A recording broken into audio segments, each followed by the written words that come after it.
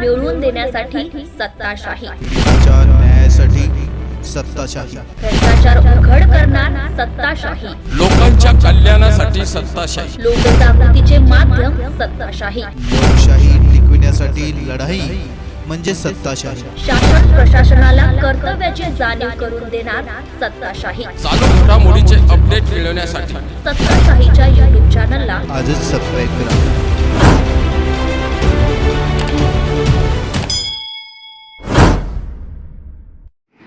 बद हेतूने मोजणी करायला आलेल्या उपअधीक्षक भूमी अभिलेख अधिकाऱ्यांचा डाव उधळला. अधिकाऱ्यांनी पदाचा दुरुपयोग करून अर्जदार यांच्याकडून गावगुंडांना आणून नियमबाह्य मोजणीची जमाबंदी आयुक्त यांच्याकडे तक्रार दाखल.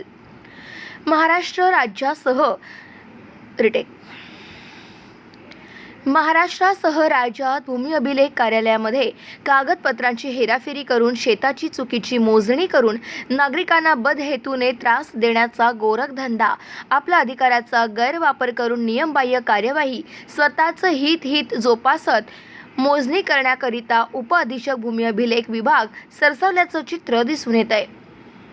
अनेक गोरगरीब नागरिक आपले दैनंदिन कामे घेऊन भूमी अभिलेख कार्यालयात येत असतात. त्यांच्या समस्या न सोडवता त्यांना आर्थिक त्रास देण्यात येत असल्याची बाब नागरिकांमध्ये बोलल्या जात आहे. आणि पदाचा दुरुपयोग आणि दबाव तंत्राचा वापर करून नोटीस न देताच शेताची मोजणी करून अन्यायग्रस्त नागरिकांना न्यायालयाचे दरवाजे वर्षानुवर्ष ठोठावण्याचे काम उपअधीक्षक भूमी अभिलेख कार्यालयात होत आहे.